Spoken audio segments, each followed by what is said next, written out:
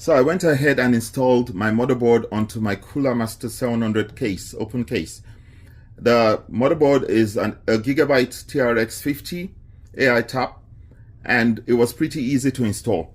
Now, I had to take out two standoffs that were on the board because I found that they didn't match. They did not align with any screws. So I took those out. So when you're installing it, if you find it's unstable, try to find out which standoff is the problem and take it out. So I ended up taking out two. While we're at it, I should talk about the screws. I couldn't find the screws for the motherboard on either in the motherboard kit nor with the case. So I went online on Amazon and bought this set of screws.